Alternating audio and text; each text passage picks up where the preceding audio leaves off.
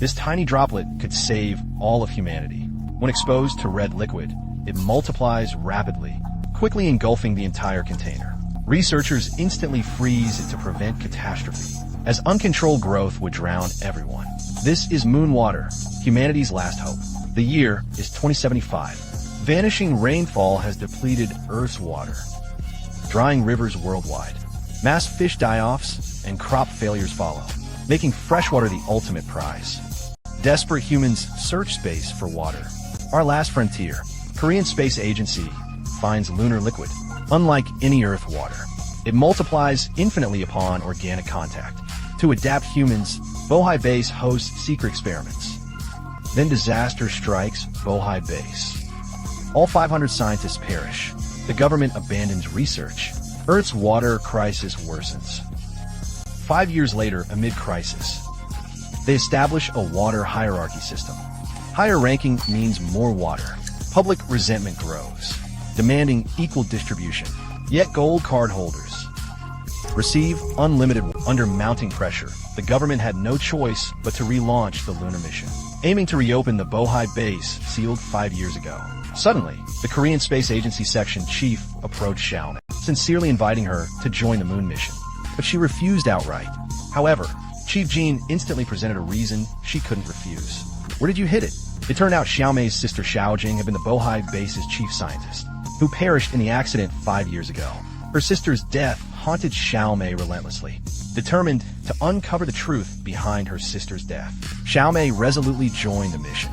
Before dying, her sister had sent Xiaomei a cryptic email. Whose decrypted message? Find Luna. Xiaomei knew her sister's death was connected to it. To unravel these mysteries, the lunar team assembled swiftly. But just before departure, Mission Control abruptly replaced the co-pilot, deepening Xiaomei's unease. Pre-launch, the KSA director briefed the team. They must enter the Bohai Base, sealed permanently 5 years ago, and safely retrieve moon water samples within 24 hours. Regarding the researchers' deaths at Bohai, the director claimed radiation leakage was responsible. The crew prepared for launch. The shuttle docked with the rocket in its launch cradle. Rocket engines ignited, and after final countdown, massive thrust propelled it skyward. Soon, the rocket pierced the sky and reached lunar orbit. Suddenly, disaster struck. A dense swarm of meteorites appeared before the spacecraft. Violent tremors shook the hull exterior. The landing module's restraints destabilized. They detached from the rocket to fly independently to the moon.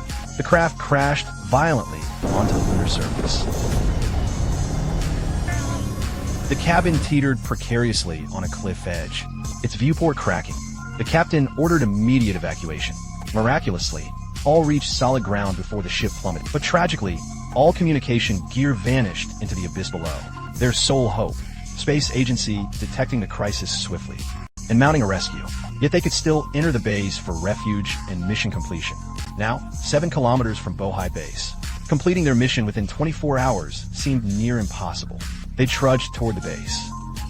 But within moments, Deputy Huang, their sole base expert, collapsed in distress. He'd fractured ribs during the crash landing. Critical medical equipment had fallen with the ship, and he soon succumbed to hypoxia. This devastated the team. Their guide and base architect was gone, the only terrain expert. Grief would wait, survival couldn't.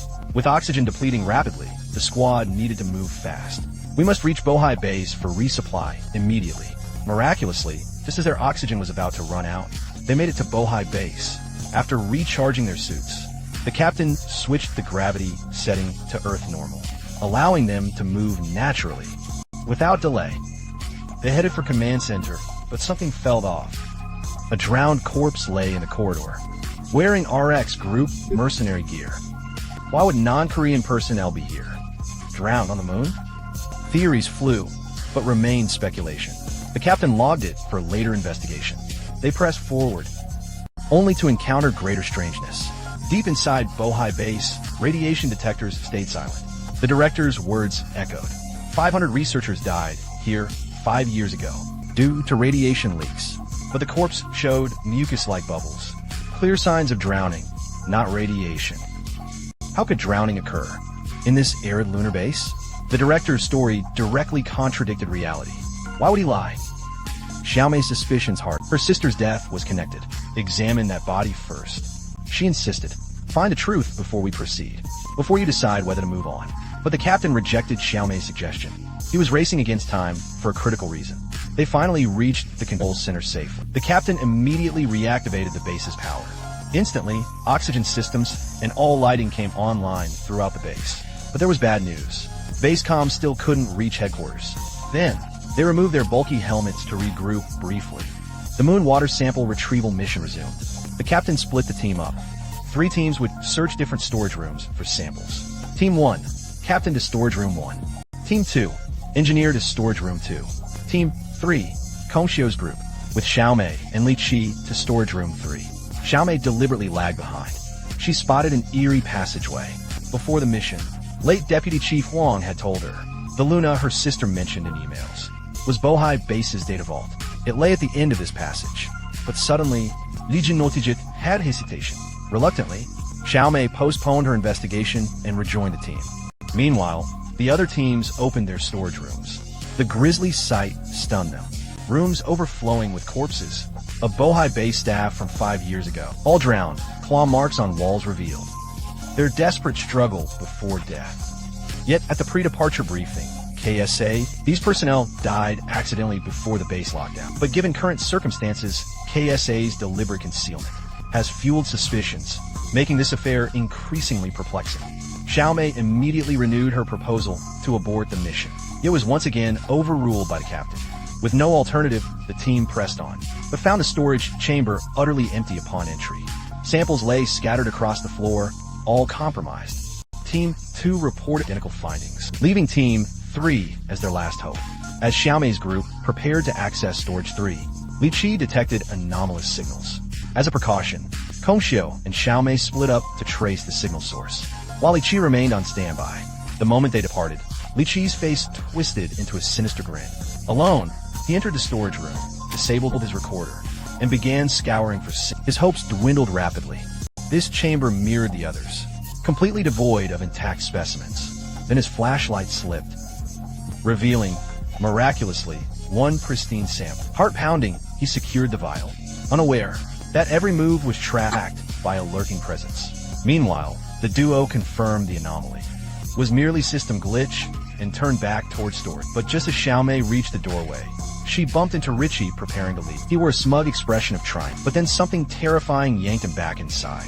Seeing this, Xiaomei rushed in to investigate. Richie was now dangling from the ceiling. He then crashed heavily to the floor, unconscious. The unknown entity snatched the sample from his hand. Though terrified, Xiaomei cautiously approached Richie's motionless body, only to spot a strange, shadowy figure. Just as she was about to investigate further, Kongxiu returned, seeing the unconscious Richie on the floor, and the shaken Xiaomei nearby. He immediately suspected Xiaomei. Fortunately, the medic's examination and Xiaomei's body cam footage cleared her. The medic discovered Richie had injuries equivalent to a 5-story fall, with multiple compound fractures. Such severe trauma couldn't possibly result from a ceiling fall. It's likely connected to the entity Xiaomei witnessed. Reviewing the body cam footage, the captain traced the entity's escape route through the ventilation ducts behind the toppled shelves. As the trio prepared to investigate the ducts, a distress call suddenly crackled through their comms. They raised the control to find Team 2 in crisis. Konkin was spewing water uncontrollably. After completing their storage room search, but Konkin had sat utterly silent in his chair. His teammates thought he was just exhausted, so one lightly patted his shoulder in jest. Suddenly, water started gushing uncontrollably from his mouth. In this critical moment, the teammates urgently called for the captain and the medic. The medic speculated Konkin was infected by an unknown virus, instructing them to immediately don protective suits. He'd handle it after returning from Storage Room 1. As time passed, Konkin's consciousness began to fade. Fortunately, the medic arrived just in time and began emergency medical intervention.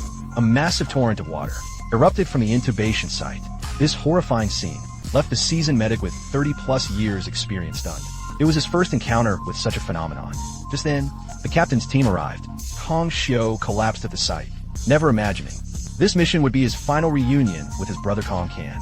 Despite his overwhelming grief, he could only accept this tragic reality. Only 5 hours had passed since moon landing. With Deputy Chief Wang, Li Qi, and Konkin gone, The captain finally grasped the severity of their situation. He approved the autopsy request, assigning Xiaomei's team to assist. The remaining crew split into 2 units. Engineer and Kim Xian stayed at command center repairing comm systems. The captain led Kong Xiu and E to the ventilation ducts tracking unknown entities. Encouragingly, they detected signals. Soon after entering the ducts, approaching rapidly, the trio instantly assumed combat stances, only to discover the source was merely. Despite the floor separation, the trio persisted in their pursuit, yet their target ultimately escaped. As a security gate blocked beyond lay a level 1 restricted zone, but access clearance hadn't been granted. Reluctantly, they aborted the chase. Just then, the engineer's excited voice crackled over comms. "We've pinpointed the base comms malfunction." The team rushed back to control.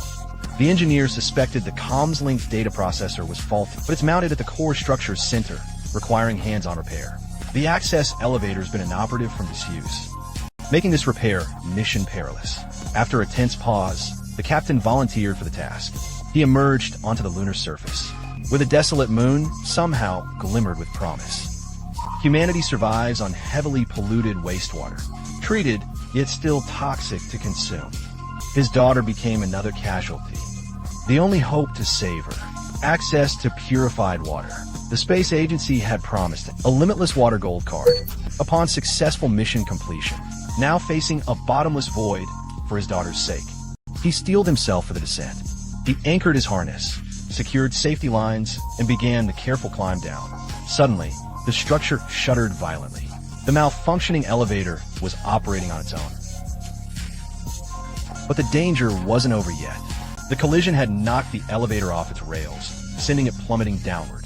Then, the captain had a flash of inspiration. He ordered Kong Xiu to drop a secured rope, just before the elevator could crush him. He hooked his safety harness onto a rail-mounted grip bar, narrowly escaping death. The rapid descent threw him off balance, and after violent impacts, though he survived, he was badly injured. Summoning the last of his strength, he managed to repair the data connector, before collapsing from exhaustion. When the captain regained consciousness, he found himself inside the facility. Kong Xiu and 2 other crew members had pulled him to safety. But despite the captain's life-risking efforts to fix the data, communications remained down. Just then, the system detected an external signal coming from storage room 3. The captain immediately led the team there, only to discover the eerie signal was emanating from Richie's corpse. After searching the body, the captain uncovered a satellite phone. Richie was actually a spy who'd been reporting sample acquisition updates to external contacts since arriving at the base. The anomalous signal detected earlier by Team 3 before entering the storage room had also been fabricated by him. His plan was to steal the samples alone, but an unknown creature intercepted him, thwarting his scheme and leading to his demise. The captain then handed the phone to the engineer. "I hope to contact Earth this way." Then the team returned to the control center, but the engineer not only took apart the phone into pieces, but also gave the captain a meaningful look. Just then, Jean Sun checked the communication equipment and accidentally found that communications had been restored. This was undoubtedly a huge morale boost for them, because it meant they could contact the space agency and leave this ominous place sooner. After that, the captain successfully contacted the director, as everyone hoped. Then, he reported the series of strange events and raised suspicions that Richie was a spy, questioning the director, since changing pilots required his approval. But the director responded nonchalantly, saying he would face investigation later. But the captain was more worried that he wasn't sure if spies remained among the active team members. However, the director didn't care, instead ordering the captain to shift focus to capturing the unknown creature that stole the sample. He believed preventing sample leaks was more crucial than retrieving them. The captain then speculated that this unknown creature, since it seemed intimately familiar with the base layout. But the director immediately dismissed this with a joke. This only fueled the captain's suspicions. The director seemed too guilty, as if he'd known all along, and had been hiding secrets. But someone in his position wasn't ordinary. He calmed the captain down with a few words.